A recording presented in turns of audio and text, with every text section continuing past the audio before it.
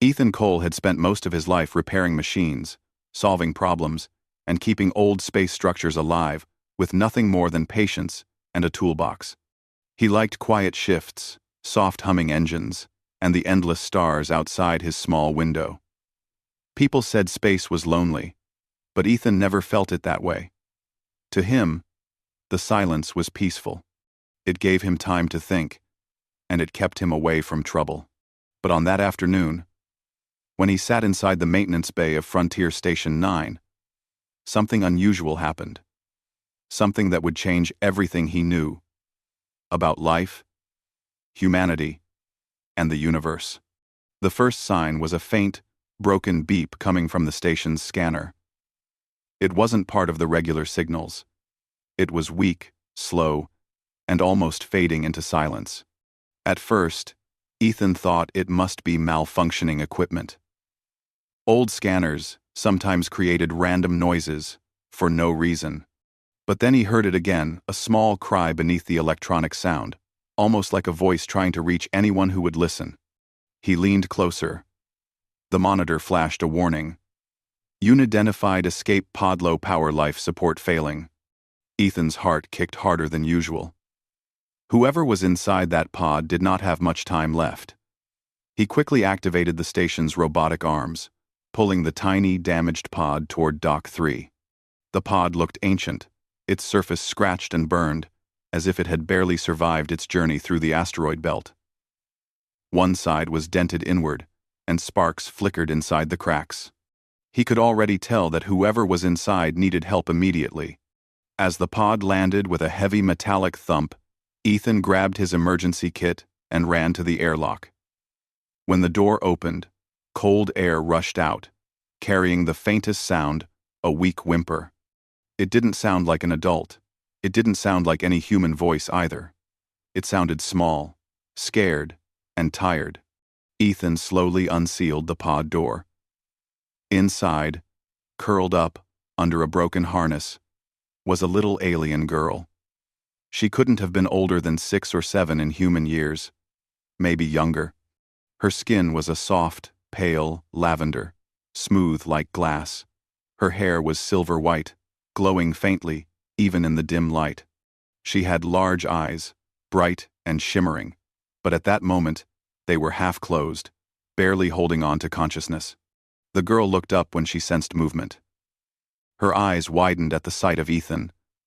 But instead of fear, something else appeared. Relief. As if she had been hoping anyone would find her before it was too late. Ethan knelt beside her. "Hey. It's okay. You're safe now." She didn't understand his words, but she recognized the gentle tone. Her tiny fingers moved weakly, reaching toward him. Ethan carefully picked her up, feeling how cold she was. Her breathing was shallow, and her thin arms trembled slightly. "You're freezing," he whispered. "Let's get you warm." He carried her to the infirmary, wrapping her in a thermal blanket. She held onto his shirt, gripping it as if afraid he might disappear. He gently loosened her fingers, only to find she tightened them every time he tried to pull away. So he let her hold on. It seemed to calm her. When he checked the translation scanner, the device identified her species instantly. Aravel. Ethan's eyes widened. The Aravel Empire was powerful, proud, and extremely protective of their royal bloodline. Their children, especially those with rare silver hair, were often part of noble families. He remembered hearing something on the news a week ago, something about a missing child from the Aravel royal ship. At the time, he ignored it, thinking it had nothing to do with him. But now, as he looked at the girl's silver hair and shimmering eyes, he realized the truth. "Don't tell me," he muttered softly. "You're the one they've been searching for." She looked up at him, blinking slowly, as if asking what he was saying. She didn't understand, but she rested her head against his chest. Ethan felt a strange warmth inside him. He had seen scared travelers, wounded soldiers, and sick workers before, but this child was different. She trusted him instantly, without hesitation. and he felt a natural urge to protect her. He gave her warm food, soft and easy to swallow. The girl ate slowly, watching him with careful curiosity. Every time he moved away, she followed him with her eyes, as if afraid he might vanish. Ethan smiled gently. "You must have been alone for a long time," he said, "but not anymore." She pointed at herself and whispered a small word in her language. It sounded like, "Lyra." "Lyra," Ethan repeated softly. She smiled a little, happy he understood. Then, she pointed at him. Ethan tapped his chest. "Ethan." Then, she tried to say. Her voice was soft, weak, but full of effort. "Close enough," he said, smiling. The translator confirmed her name and added a shocking line beneath it. "Princess Lyrina of the Aravel Empire, missing for 12 days. Ethan stared at the screen, stunned. This wasn't just any alien child. This was the daughter of Queen Sarah, the ruler of one of the most respected and feared empires in the galaxy. "Princess, huh?" Ethan whispered. Lyra didn't react to the title. Instead, she reached her arms toward him, asking to be held again. He lifted her gently. She pressed her tiny head against his shoulder, comforted at last. He sighed. "I guess titles don't matter to you right now." While Lyra slept in his arms, Ethan contacted Frontier Command. The officers panicked when they heard the name and ordered him to keep her safe until the Aravel Royal Fleet arrived. "Don't do anything foolish, Cole," the officer warned. "Bringing back a royal child is political fire. You don't want to get involved." Ethan looked at the sleeping girl. Her breathing was steady now, peaceful. She held his shirt so tightly that he couldn't have pulled away even if he wanted to. "I'm already involved," he replied quietly. "And I'm not letting anything happen to her." Hours passed. He stayed by her side the entire time. When she woke up, she looked around with wide eyes, searching for him. The moment she saw Ethan, she relaxed again. She touched the metal walls and screens, confused by everything. She didn't understand human technology, but found everything fascinating. Ethan showed her how the screen lights worked, how water came from the dispenser, and how the blanket warmed up when touched. She giggled softly, a bright, delicate sound. Ethan's heart warmed. He hadn't heard a sound so pure in years. Then, she suddenly became serious. She pointed toward the stars outside the window, repeating a single word. "Home. Home." Her voice trembled with longing. Ethan gently placed a hand on her shoulder. "Don't worry. I'll take you home." She didn't understand his words, but she felt the sincerity in his voice. She pressed her forehead against his hand, a gesture of trust in her culture, though Ethan didn't know that yet. Later, while Ethan prepared a transport ship, Lyra followed him everywhere, holding his hand tightly. She seemed afraid of being alone again. Even when he put on his gear, she tried to climb into his arms. He finally picked her up and carried her until she calmed down. When the ship was ready, he placed her gently in the seat beside him. She reached for his arm immediately, refusing to let go. He strapped her safely and smiled. "You're brave. We're going to meet your mother soon." The girl blinked, not understanding, but she trusted him completely. As the ship lifted off, she watched the stars stretch into lines. Ethan glanced at her. She looked safe, warm, and full of quiet hope. He didn't know why she trusted him so much. He didn't know how deep that bond would grow. He didn't know the Queen would react in a way he never expected. All he knew was one thing. He found a lost child in a broken pod, and now he was taking her home. A simple act that would change the fate of two worlds. When Ethan's small transport ship approached the Aravel Royal Fleet, the stars around them began to disappear behind giant shadows. One by one, enormous, silver-blue vessels emerged from the darkness. Their armor plates shimmered like flowing water, their engines glowing softly with energy far more advanced than anything humans used. Even Ethan, who had seen many ships in his life, felt a shiver of awe. Lyra pressed her small hands against the window, her eyes widening with recognition. She whispered something in her language, soft and full of longing. It was the sound of a child finally seeing home again, after a long nightmare. Ethan smiled gently. "You know this place, don't you?" he said, even though she couldn't understand him. But she knew the feeling in his voice. She nodded, then looked at him with a mixture of excitement and fear. She stayed close to him, holding his sleeve tightly. A deep voice came through the ship's speaker. "Human transport. This is the Aravel Royal Guard. You are entering restricted airspace. Identify yourself." Ethan pressed the communicator. "My name is Ethan Cole.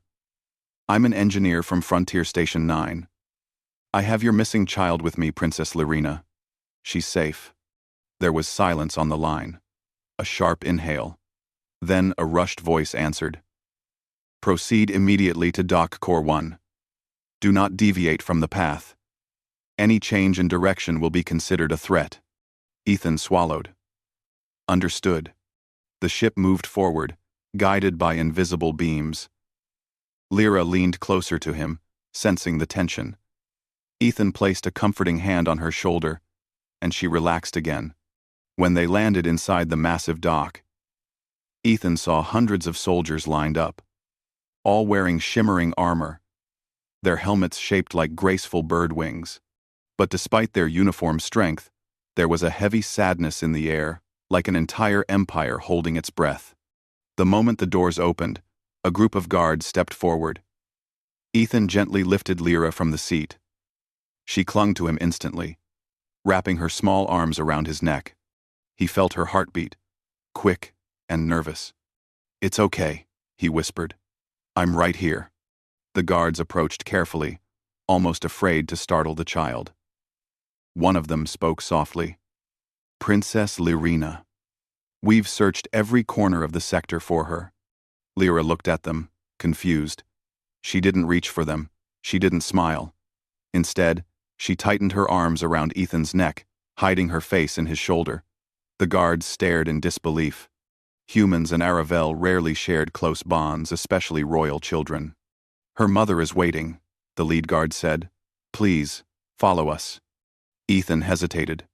"She's scared. Let me walk slowly." The guard nodded. "Do whatever keeps her calm."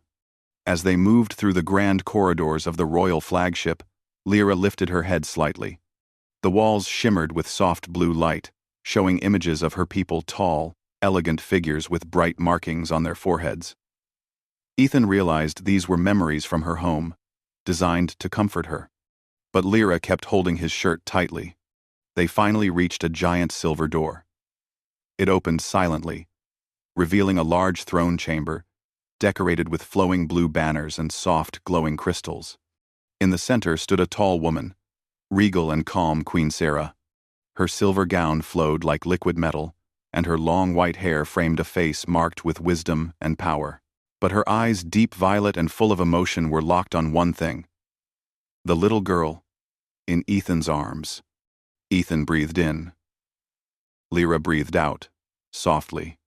The queen took one slow step forward. Lyra froze. Her tiny fingers dug deeper into Ethan's shirt as she pressed her face against his chest. Ethan felt her shaking softly. The queen stopped. Her expression shifted from relief to confusion to a deep, stunned silence.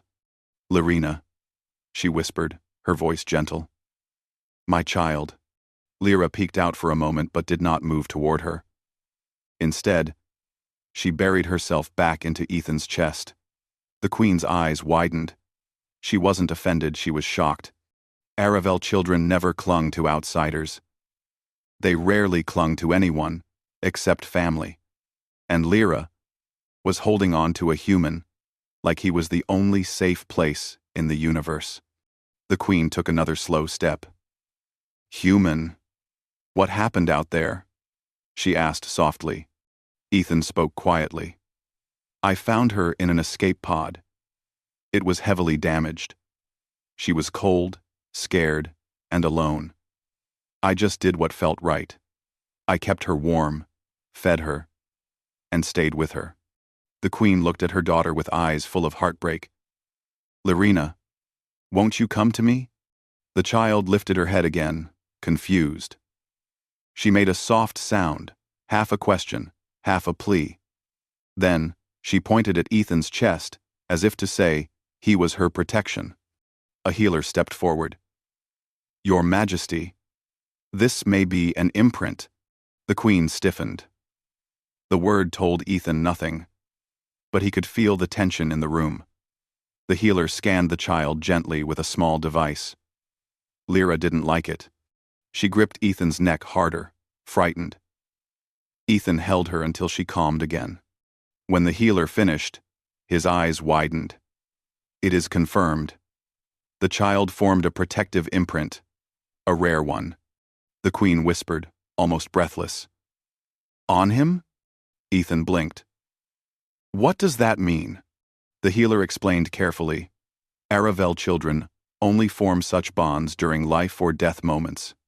They attach emotionally to the one they trust most, the one who protected them when everything else was falling apart. He paused, choosing his words. To break this bond forcefully could harm her emotionally.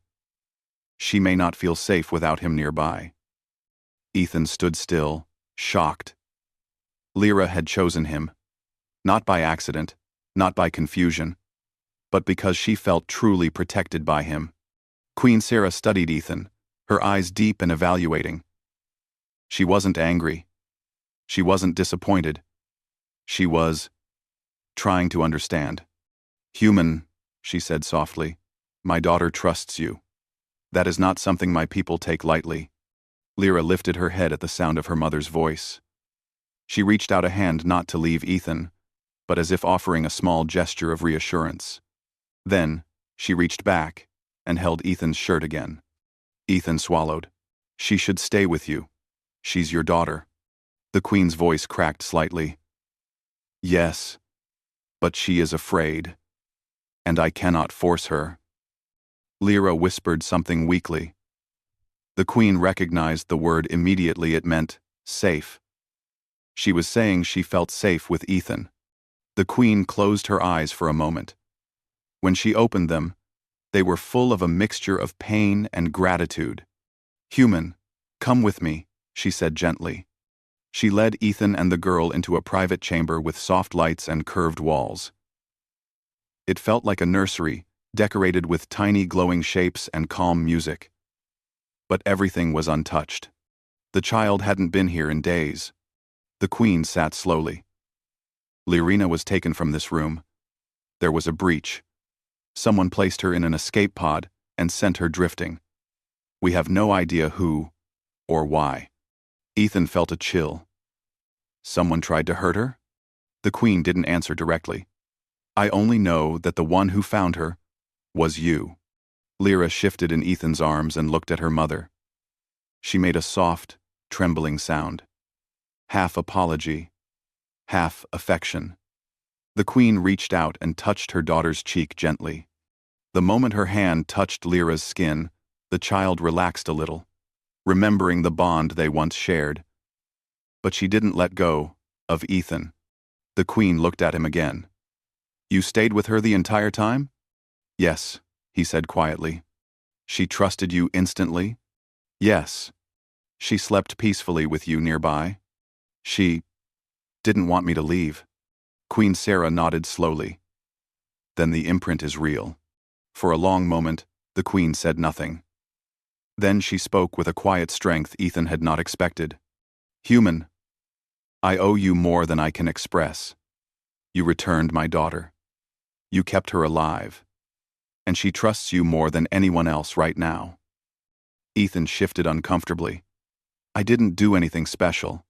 I just didn't want her to be alone. The queen watched him with deep eyes. Sometimes, the simplest kindness protects more than any armor. Lyra touched Ethan's face gently, then reached toward her mother again. She wanted them both close. The queen smiled softly, sad but hopeful. She wants you to stay, at least until she feels safe again. Ethan blinked. Stay? Here? With the royal family? Yes, the Queen said. For now, you are the only anchor she has. Lyra rested her head on Ethan's shoulder again. Her tiny fingers relaxed, knowing she was caught between the two people she trusted most without fear. Ethan looked at the Queen, unsure but willing. Then I'll stay. For her. The Queen closed her eyes, relieved. Thank you, human. But neither Ethan nor the Queen realized that Lyra's attachment was only the beginning. Because behind the soft walls, behind the gentle music, behind the mother's relief, someone in the palace was watching from the shadows, unhappy that the child had been found, and even more unhappy that she had returned bonded to a human. The next morning, Ethan woke up in a soft, glowing room inside the royal ship. He wasn't used to this kind of comfort. Human stations had metal walls, flickering lights, and thin mattresses. But here, everything was warm, gentle, and shaped perfectly for peace. Even the air felt lighter, almost like he was breathing inside a dream. Lyra had fallen asleep against him the night before, and she was still there curled up like a tiny star wrapped in warmth. Her breathing was slow and steady. Her silver hair spread across his chest like soft threads of light. Every time Ethan shifted slightly, she moved too, making sure he didn't go far. He didn't mind. There was something calming about seeing her safe. A soft chime echoed, and the door slid open silently. Queen Sarah entered, wearing a simple robe instead of her formal royal clothes. It surprised Ethan. She looked less like a queen and more like a mother who hadn't slept much. Her voice was quiet. She's still holding on to you? Ethan nodded. She didn't let me go the entire night. The Queen's expression softened with a mixture of gratitude and pain. She stepped closer, careful not to frighten Lyra. The child sensed her presence and opened her eyes slowly. When she saw her mother, she gave a tiny smile and reached out with one hand while keeping her other hand firmly wrapped around Ethan's shirt. The Queen touched her daughter's cheek gently. "My brave little star," she whispered. Lyra made a small sound, happy but shy. Then she pressed her head against Ethan again, hiding halfway. Queen Sarah let out a soft sigh. "She still feels safer with you. The imprint is stronger than I thought." Ethan didn't know what to say. He wasn't trained for royal situations, and he had never planned to become a guardian to an alien princess. But he didn't regret his decision to help her. "Your Majesty," Ethan said quietly. "You said someone put her in an escape pod. Do you know who did it?" The Queen's eyes hardened slightly. "We are investigating, but it will take time. The palace is large, and not everyone is loyal." Ethan felt a weight settle in his chest. "So, she's still in danger?" The Queen looked at him with deep seriousness. "Yes. And now, so are you." Before Ethan could respond, the door opened again. Two royal guards stepped inside, bowed to the Queen, and handed her a datapad. Her expression darkened as she read the information glowing on the screen. She dismissed the guards and spoke quietly. "We found traces of tampering in the security system. Someone erased footage from the night Lyra disappeared." Ethan frowned.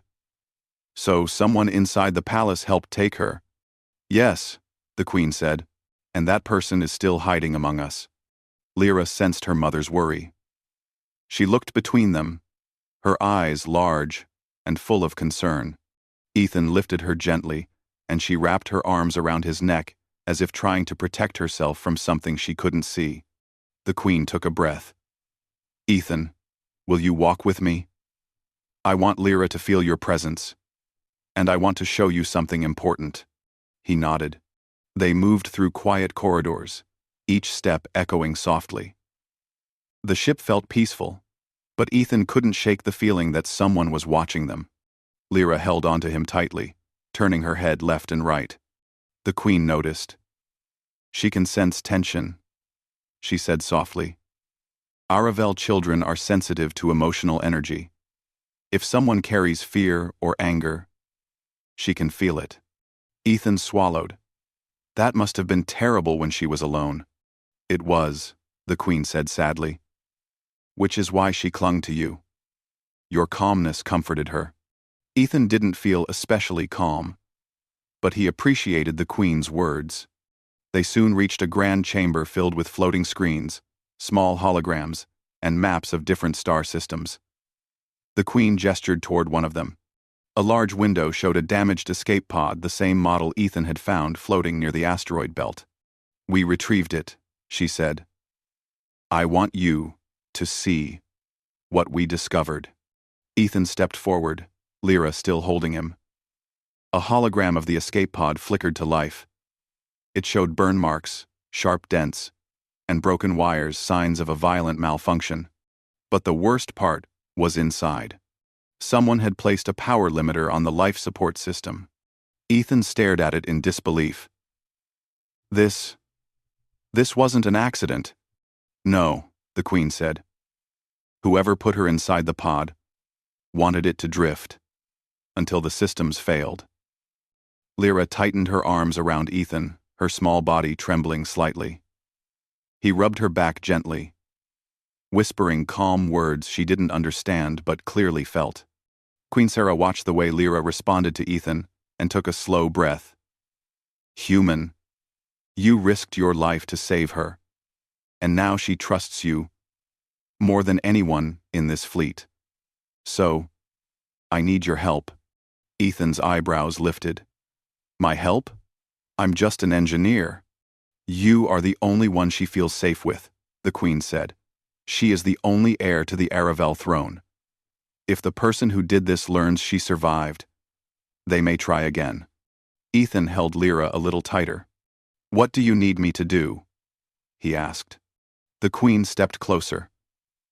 Stay with her. Move with her. Do not let her out of your sight. Until we know who is behind this, you are her shield. Ethan looked down at the small girl resting against him. Her silver hair glowed softly, her eyes half closed with trust. He couldn't imagine leaving her alone now. I'm with her, he said softly. I'll keep her safe. I promise. The Queen studied him carefully, as if measuring the strength of his words. Then she nodded, relieved. Thank you, Ethan Cole. For the next hours, Ethan stayed close to the princess.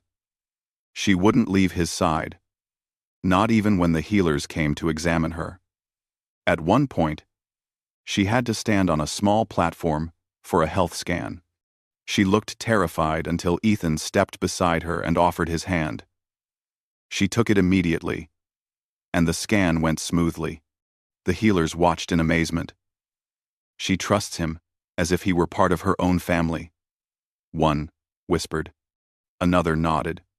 I've never seen an imprint this strong. Queen Sarah kept observing everything quietly. Ethan could feel the weight of her gaze, but it wasn't unkind. It was thoughtful and grateful.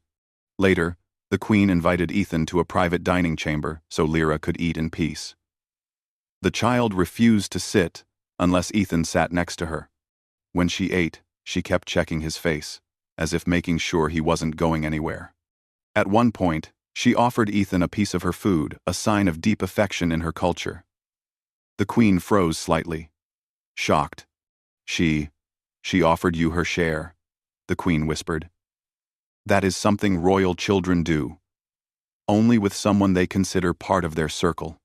Ethan didn't know that. But he smiled and accepted it gently. Lyra giggled softly. Happy. He took it.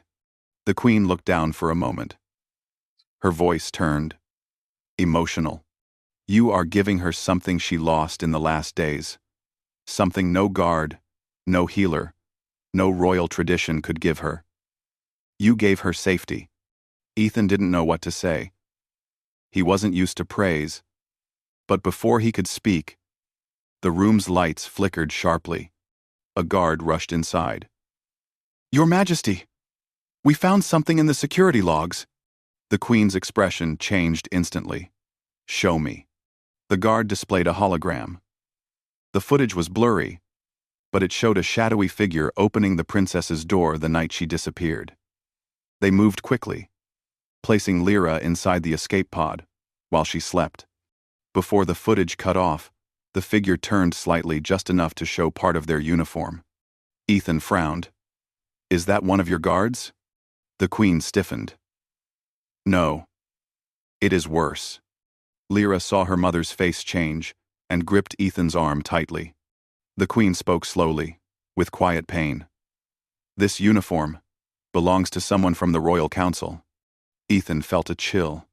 The Queen whispered, "One of my advisors betrayed us." Lyra hid her face in Ethan's shoulder, trembling again. Ethan held her close. "I won't let anyone hurt her." The Queen looked at him, her eyes full of a complicated emotion, fear, trust, and something deeper. "We must be careful," she said. "If the Council knows she survived, they may strike soon." Ethan nodded. "Then I'll stay with her every second." Lyra's small hand wrapped around his thumb, trusting him completely.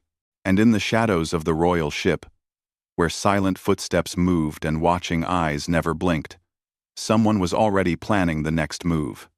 Because the little princess was alive, and she was no longer alone. She had chosen a human protector, a choice that would shake the entire empire. Ethan barely slept the next night. Even though the room the Queen had given him was safe, quiet, and protected by several layers of security, something inside him warned that danger was close. He wasn't a soldier. He wasn't trained for royal politics. But he had a natural instinct for trouble, and right now, every part of him stayed alert. Lyra slept beside him, curled up with her small hands gripping his shirt as if it was the only thing keeping her grounded. Her breathing was soft and steady. Whenever Ethan shifted even slightly, she tightened her hold, not wanting him to move away. He watched her for a moment. She looked peaceful, innocent, unaware of the storms gathering outside these quiet walls. Ethan gently brushed a strand of silver hair from her forehead and whispered, "I'm here. I won't leave you." As if she understood the tone, she relaxed again. But across the ship, the Queen was not sleeping at all. Queen Sarah stood alone in her council chamber, illuminated by a single soft blue light. Her fingers moved slowly along a glowing screen, displaying the names of everyone who had access to the royal wing. She knew someone among them was a traitor. Someone had tried to take her daughter away. Someone she trusted. Her heart felt heavy. She could not show fear or sadness. A queen must always look strong. But tonight, she was not a queen first. She was a mother. A quiet knock broke the silence. "Enter," she said. A guard stepped inside. "Your Majesty, we found additional evidence." She turned sharply. A small hologram appeared. This time, it clearly showed the saboteur, someone wearing a dark cloak, and an emblem reserved only for the High Council. The face was hidden, but the posture was familiar. Too familiar. The Queen recognized it instantly. Her chest tightened. She whispered the name under her breath. The guard didn't hear it, but Ethan would soon learn the truth. Meanwhile, in Ethan's room, the soft glow of morning began to fill the space. Lyra blinked awake slowly, stretching like a tiny cat. Then, she immediately checked if Ethan was still there. When she saw him, she smiled sleepily and placed her small hand on his cheek. "Ethan," she whispered. He smiled. "Good morning, Princess." She giggled and hugged him. Moments later, the Queen entered with 2 guards. Ethan sat up straighter, sensing something was wrong. Queen Sarah's face held a mix of exhaustion and determination. "Ethan," she said softly, "I must tell you something important. Something about the person who took my daughter." Lyra looked up, sensing the tension around her, and crawled into Ethan's lap for safety. The Queen spoke slowly, her voice heavy with emotional weight. "The one who put Lyra In the escape pod is someone from the High Council, someone I have trusted for many years. Ethan felt a chill. Why would they target her? The Queen let out a slow, painful breath. Because there are those who believe humans should never be allies to the Aravel. They fear change, and they want the throne to follow their own plans, not mine. Ethan frowned. So, they kidnapped your daughter to force you into doing what they want? Yes, the Queen said. They hoped to weaken me, to make me desperate. But when you found her, you changed everything. Lyra hugged Ethan tighter, as if sensing her mother's words. The Queen continued. The Council now knows you are here, and that she has imprinted on you. This makes you a target. Action. The Queen. Ethan swallowed. He wasn't afraid for himself but for the child in his arms. What do you want me to do? He asked quietly. The Queen stepped forward. I need you to remain by her side. If she is with you, she feels safe. And if she feels safe, we can keep her calm and protected. Ethan nodded. I won't let anything happen to her. Lyra rested her head against his chest, trusting him completely. A sudden alarm echoed through the chamber. The Queen stiffened. They are here. Ethan stood up immediately, holding Lyra gently but securely. Who's here? Council loyalists, the Queen said. They must have discovered we know the truth. They are coming for Lyra. The doors opened suddenly, and guards rushed in. Your Majesty, the inner halls have been breached. The Queen's heart tightened.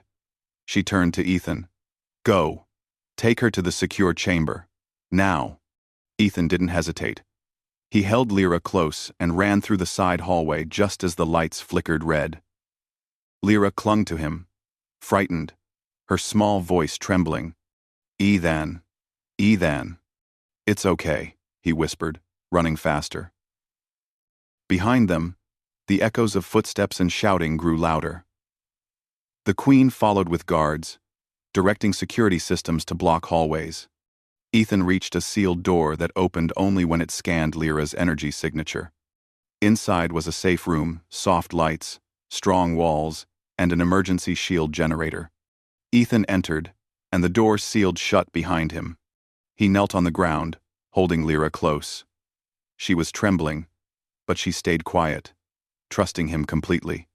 After a moment, the Queen arrived, her robe slightly torn from rushing.